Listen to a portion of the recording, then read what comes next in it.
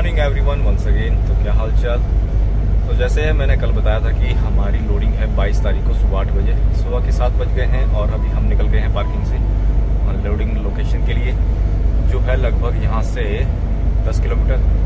सबसे पहले जाएंगे अनलोडिंग के लिए, गाड़ी अनलोड करके फिर हमें मिला है टास्क फ्यूलिंग का, और फिर जाएंगे लोडिंग के लिए जो है जर्मनी से और लिथुआनिया के लिए। बाकी देखते हैं कंपनी में जितने जल्दी हमारी गाड़ी अनलोड हो जाती है तो फिर हम जाएंगे फ्यूलिंग के लिए। ये है जी सुबह सुबह बाहर का नज़ारा लग्जमबर्ग का। ट्रैफिक हैवी हो गया है क्योंकि इस लोकेशन में कंस्ट्रक्शन वर्क चला है, तो थोड़ा सा ट्रैफिक हो गया है। और वैसे भी यहाँ पर मोस्टली जो देखा है हमने, सुबह सुबह काफ़ी चहलकदमी हो जाती है। मोस्टली जैसे ऑफिस इनके अर्ली मॉर्निंग शुरू हो जाते हैं तो लोग सुबह जल्दी एक्टिव हो जाते हैं। तो यार इन कंपनी वालों का भी कोई समझ नहीं है। इनको पता है 2 दिन पहले से ही कि हमारी अनलोडिंग है 8 बजे की। अभी फटाफट से एक कोऑर्डिनेट और भेज दिया और बोल रहे हैं कि फ्यूलिंग के लिए जाओ। फ्यूलिंग है हमारे लिए लगभग 25 किलोमीटर दूर और जो हमारा अनलोडिंग पॉइंट है वो है लगभग 5 किलोमीटर। तो अभी हमने कॉल किया था मैनेजर को और उनको बताया कि हमें पहले क्या करना है, क्योंकि दोनों का टाइमिंग सेम है। 8 बजे ही फ्यूलिंग का है और 8 बजे ही अनलोडिंग का है। तो फिर हमें मैनेजर ने बताया कि जो आपको अच्छा लगे, अगर आप अनलोडिंग के नियर बाई पॉइंट में है तो पहले अनलोड करिए फिर करिए फ्यूलिंग, क्योंकि हमारा लॉन्ग ट्रिप है तो उसके बाद अपना लोडिंग के लिए निकल जाइए। तो ये कई बार बहुत कंफ्यूज कर देते हैं, एकदम से चेंज कर देते हैं टास्क, तो इसमें क्या कन्फ्यूजन हो जाती है कि पहले क्या करें। तो दोस्तों अभी हम पहुंच गए हैं अपनी अनलोडिंग लोकेशन में। ये सामने है कंपनी। तो यहाँ पर अभी हमें वेटिंग है, हमारे से आगे 4 गाड़ियाँ अनलोडिंग के लिए है। हम ऑफिस में गए थे, उन्होंने बताया कि अभी 4 गाड़ियों की वेटिंग चल रही है। तो आपको मैं एक और चीज़ बता देता हूँ कि यार गूगल और जो ये मैप वाला सिस्टम है ये लास्ट मौके पे आके आपको गड़बड़ा देता है। ये मैंने 2-3 बार एक्सपीरियंस कर लिया।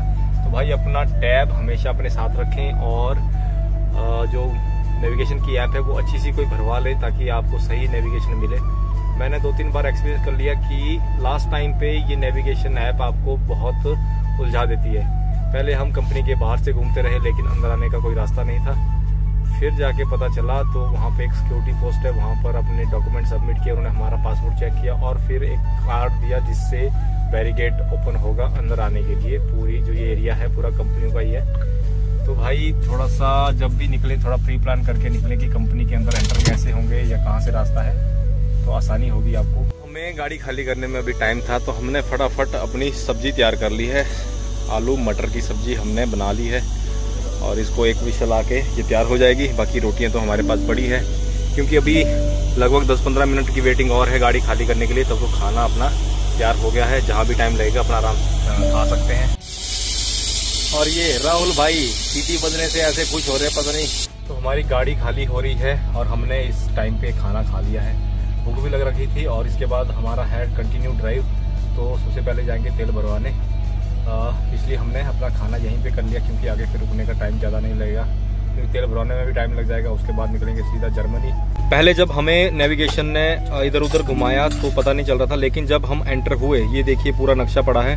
ये पूरी अंदर बड़ी बड़ी कंपनियों के वेयर हाउस हैं। तो हमें बाहर सिक्योरिटी पोस्ट से ये उन्होंने मैप दिया और प्रॉपर इसमें समझाया कि कहाँ पर आपकी लोकेशन है, कहाँ पर गाड़ी खाली होगी। तो ये कुछ अच्छा कंसेप्ट भी है कंपनियों का, आपको इजी हो जाता है समझने के लिए, क्योंकि अंदर बहुत बड़े बड़े वेयर हाउस हैं इसमें, तो समझ नहीं आता है कि कौन सा अपना है, कहाँ खाली होगी। तो हम यहाँ पे पहुँचे थे सुबह 8 बजे और गाड़ी खाली होते होते बज गए हैं 10। तो ये देखिए यहाँ पे बड़े बड़े वेयर हाउस हैं। ये सारे ट्रक यहाँ पे लोडिंग अनलोडिंग के लिए आ रखे हैं। तो ये बहुत बड़ा एरिया है ऐसे इंडस्ट्रियल एरिया, और साथ में इसके पीछे है रेलवे स्टेशन, मतलब यहाँ पे डॉक है लोडिंग अनलोडिंग का। तो गाइज ये है वो सिक्योरिटी चेक पोस्ट जिसके लिए हमें कार्ड मिला था। तो अब आप देखिए राहुल डालेगा कार्ड और ये ऑटोमेटिक बैरियर हो जाएगा ऊपर, ये यहाँ पे।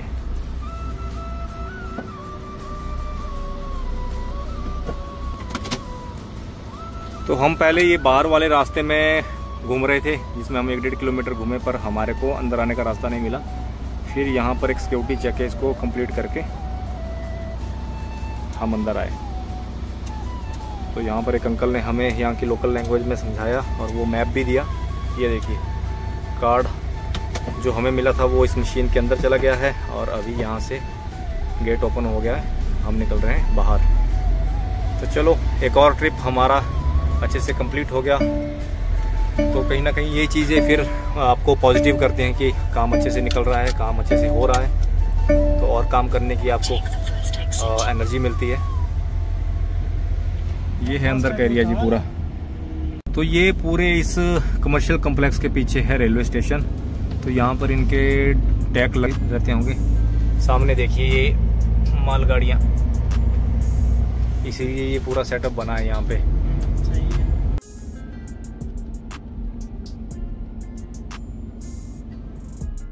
आपको एक और चीज़ मैं बता देता हूँ, जो भाई यूरोप में ड्राइविंग कर रहे हैं या ड्राइविंग के लिए आ रहे हैं, तो जब भी आपको लोड मिले, कोई टास्क मिले, उसका पहले एक प्री प्लान बना लें।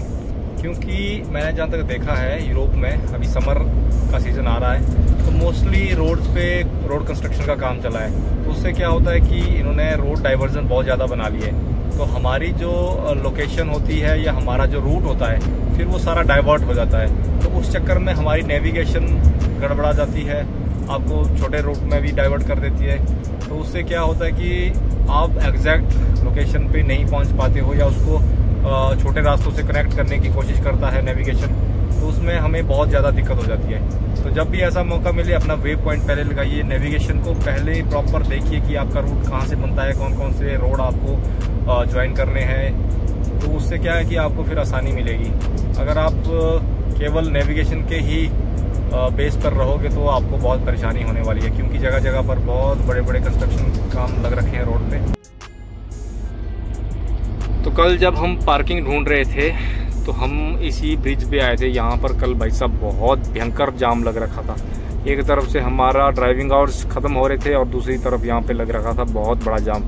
तो 2 घड़ी के लिए तो हम सकते में आ गए थे कि अगर ड्राइविंग आवर्स ख़त्म हो गए और टैको ने हमारा जवाब दे दिया तो हम ना तो कहीं पार्क कर पाएंगे और ना ही तो मूव कर सकते हैं। यहाँ पर लगभग हमारा 1 घंटा ख़राब हुआ था ट्रैफिक में। आगे कुछ कंस्ट्रक्शन वर्क चल रहा है तो पूरा ट्रैफिक डाइवर्ट हो रखा था। लग्जमबर्ग की छोटी छोटी टनलें, तो यूरोप में ये मोस्टली, जैसे मैंने पहले बताया कि देखने को मिलेगा, ये नेचर को ज़्यादा हार्म नहीं करते हैं, तो इन्होंने छोटी छोटी टनलें बना रखी होती हैं। ये एक बहुत बड़ी पहाड़ी है और इसके दूसरी तरफ आप देखिए एकदम बहुत बड़ा वैली ब्रिज। तो नीचे बहुत बड़ी खाई है, इसके लिए ऊपर से एक बहुत बड़ा वैली ब्रिज बना है। और देखिए जी खूबसूरत गाँव इस वैली में। ये आ गया जी अपना शेल पंप। तो यहाँ पर भरवाते हैं अभी डीजल। सेल्फ सेल्फ सेल्फ, जितने भी पंप है सारे सेल्फ हैं। खुद आइए, तेल भरिए और ओके।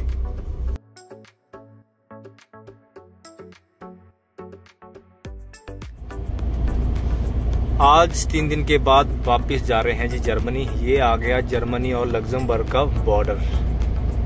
तो यहाँ पर करेंगे अभी एक बार टैको कार्ड में एंट्री, कंट्री कोड की कंट्री बिगन करेंगे यहाँ से, और बाय बाय लग्जमबर्ग। फिर से आना होगा डेफिनेट। ये देखिए जी, ये है लग्जमबर्ग का मे बी बॉर्डर पे गांव। बहुत ही खूबसूरत, साथ में नदी। कितना प्यारा व्यू, कितना प्यारा। वो एक गांव पीछे। सीनिक तो मैं कुछ खास नहीं बोल सकता, लेकिन गांव यहाँ के बहुत प्यारे हैं, बहुत ज़्यादा।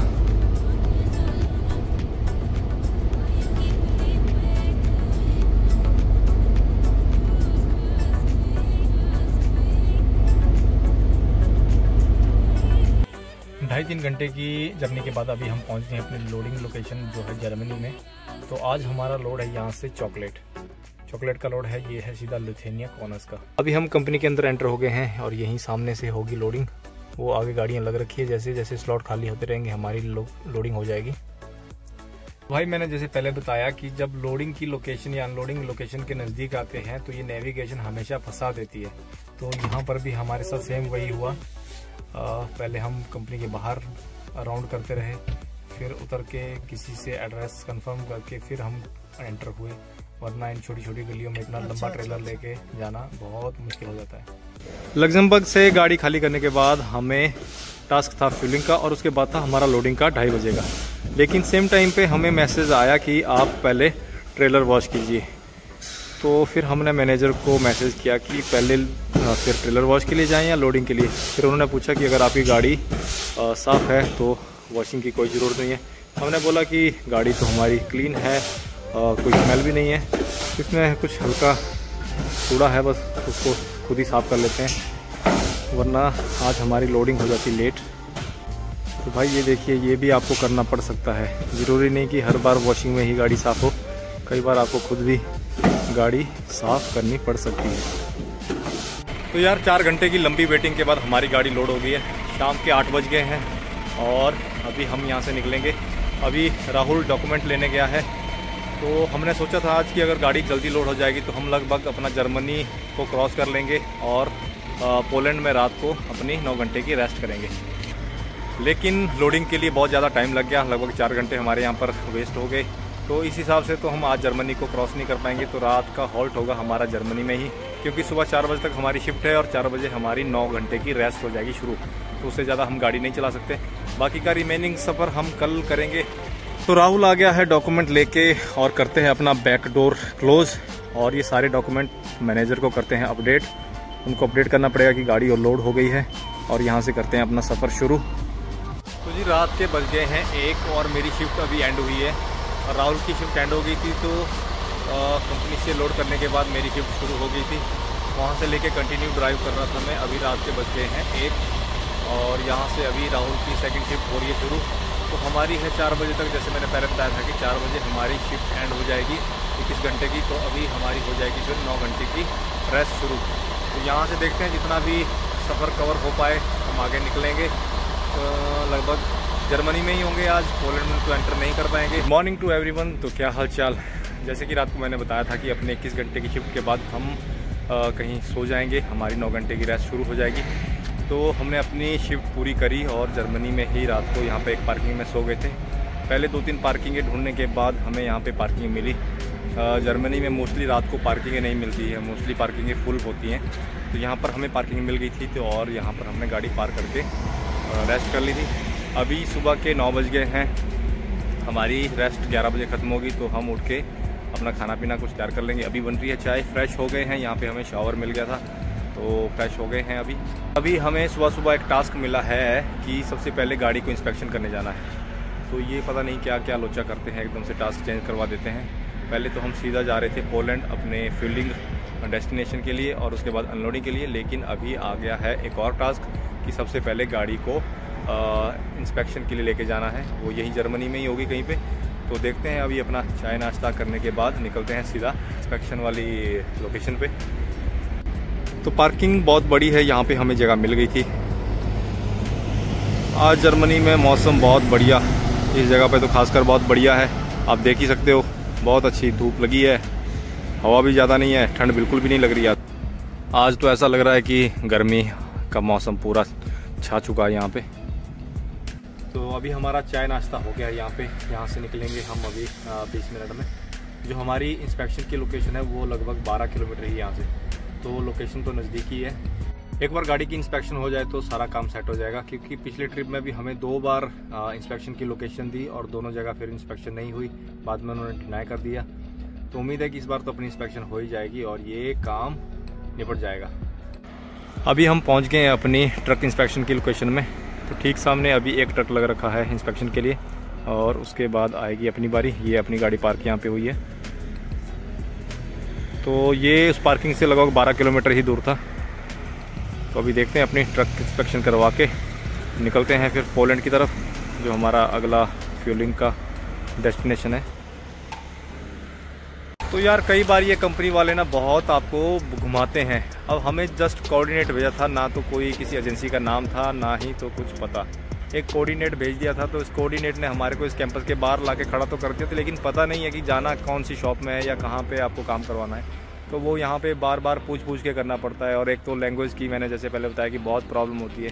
ये लोग इंग्लिश भी नहीं बोलते हैं, अपनी लोकल लैंग्वेज। अभी जर्मनी में तो डच में बात करते हैं, वो समझ नहीं आती है। फिर एक एक बात आपको फ़ोन में ट्रांसलेट करके पूछनी पड़ती है, बतानी पड़ती है।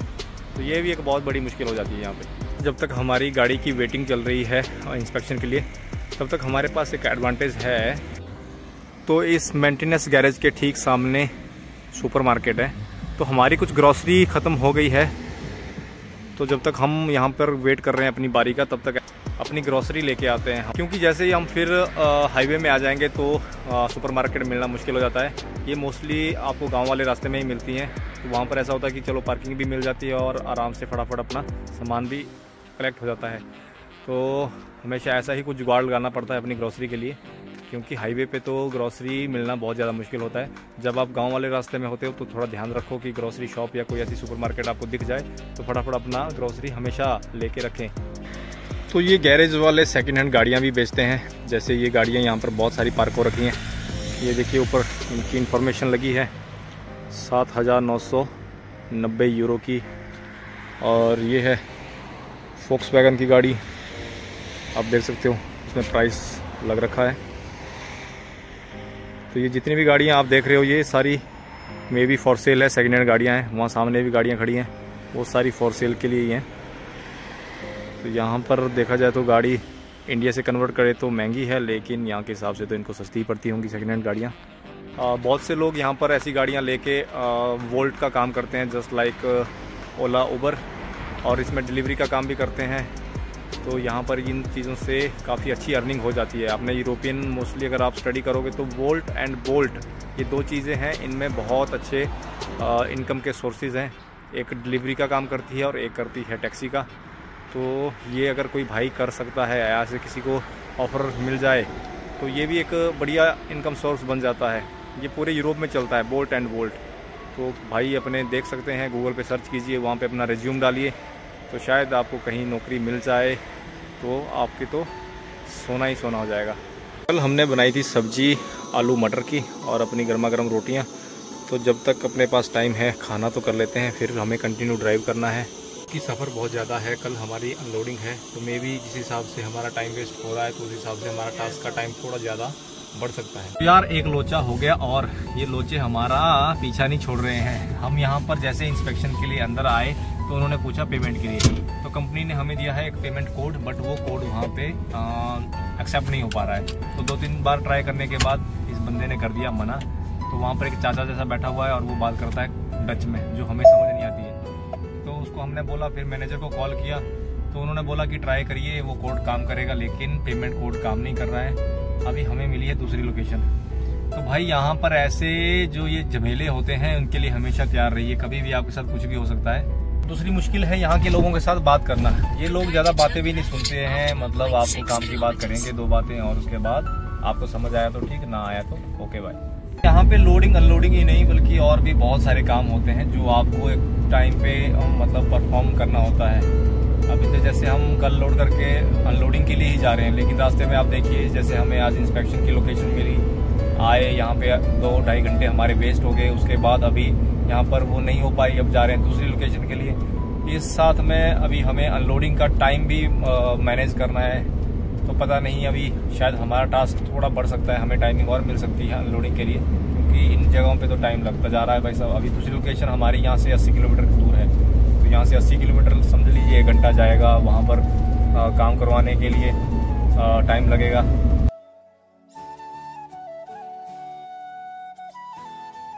यहाँ पे की बात तो हो गई है, लेकिन उन्होंने बोला है कि आप अपना ट्रेलर अलग कीजिए, खाली ट्रक ही अंदर जाएगा। तो भाई लोग अपना ट्रेलर डिस्कनेक्ट कर दिया है, गाड़ी को लेके आ गए हैं हम अपने इंस्पेक्शन वाले गैराज में। तो यहाँ पर होगी इंस्पेक्शन। अभी पहले वाली लोकेशन में मैंने बताया था कि उस गैराज के सामने मार्केट है, लेकिन मार्केट में हमें वो सामान नहीं मिला। यहाँ पर लीडल हमारे साथ में ही है, लगभग 500 मीटर दूर।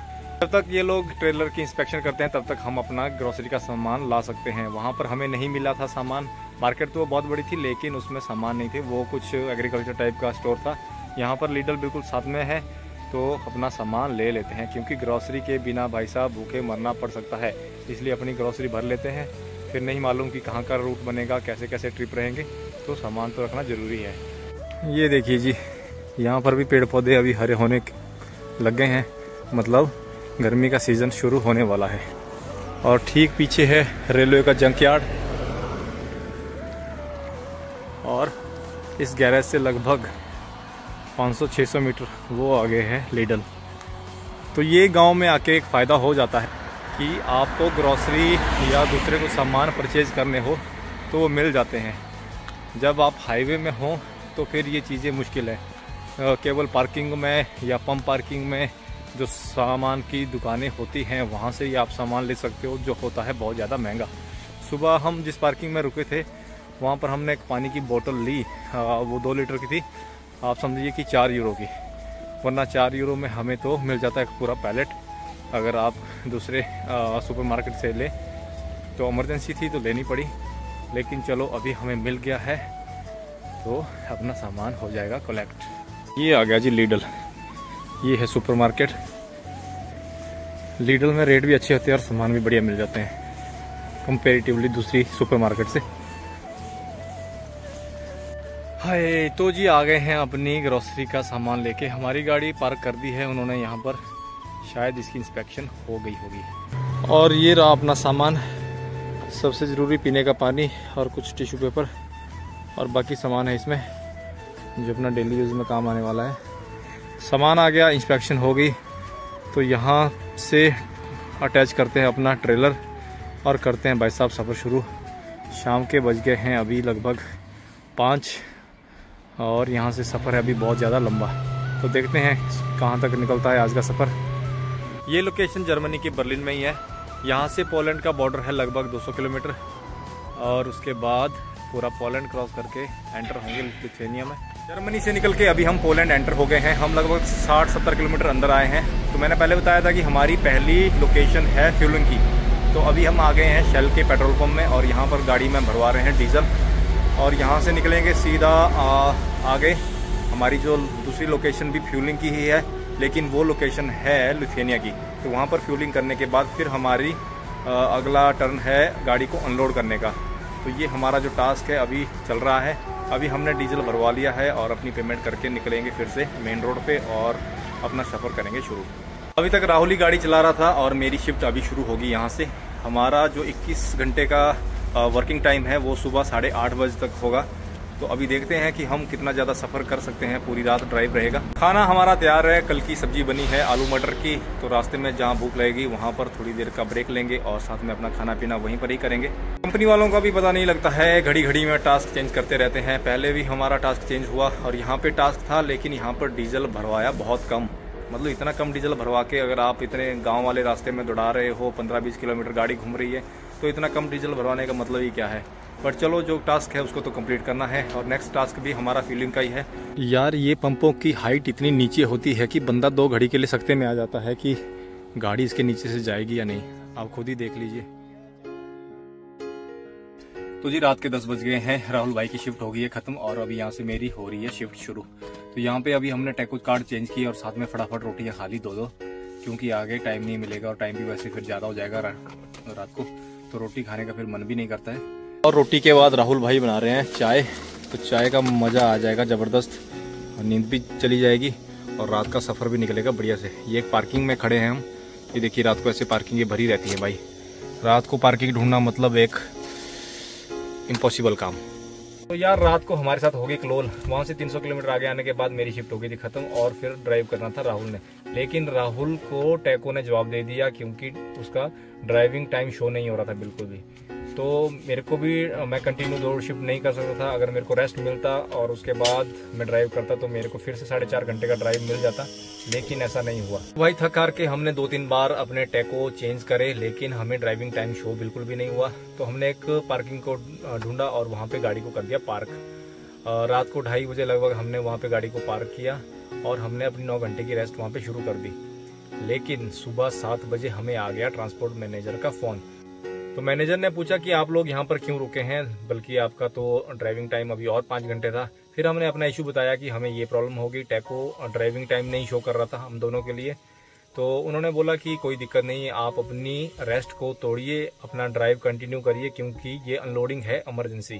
तो वहाँ पर फिर हमें किंतु परंतु ना करते हुए फिर हमने सुबह फिर से कंटिन्यू ड्राइव किया और निकल गए अपनी डेस्टिनेशन के लिए। ये है अपनी अनलोडिंग लोकेशन। यहाँ पर पहले ही 2-3 गाड़ियाँ लग रखी हैं खाली होने के लिए, तो हमारा नंबर तो पड़ेगा सुबह से लेके हम ड्राइव कर रहे हैं और बारिश हो रही है बहुत ज़्यादा। जैसे ही हमने लिथुआनिया में एंटर किया तो वहाँ पर भी बहुत ज़्यादा बारिश हो रही थी। भाई साहब, रात भर से खाना नहीं खाया है और भूख भी लग रखी है। आज तो हमने चाय भी नहीं पी। तो हमने कल जैसे लीडल में आपको बताया कि सामान ले रखा था, तो अभी अपना खाना तैयार करते हैं। लीडल में हमने ले लिया था कल फ्रेश चिकन, और ये अपनी हो गई है सामग्री चिकन के लिए। तो आज बनेगा स्पेशल चिकन लेग पीस हमारे शेफ साहब राहुल के हाथों से। तो गाइस लेते हैं अपने खाने का मजा और रेस्ट भी कर लेते हैं, क्योंकि बहुत थकान हो गई है। आपके सामने ही कल शाम से रात भर पूरा ड्राइव किया और आज दिन में भी कंप्लीट मतलब नॉन स्टॉप ड्राइव चल रहा है। अभी खाना तैयार करते हैं, खाना खा लेते हैं और फिर करते हैं आराम। मिलते हैं सुबह। तो तब तक के लिए take care, goodbye, good night and मिलते हैं एक नई वीडियो में। अगर आप चैनल पे नए हैं तो चैनल को सब्सक्राइब करना ना भूलें। अगर आपको वीडियो अच्छी लगी तो लाइक, कमेंट, शेयर। आपका प्यार ही है जो ये सब काम करवाता है इतनी थकान के बाद। Thank you guys, thank you, love you.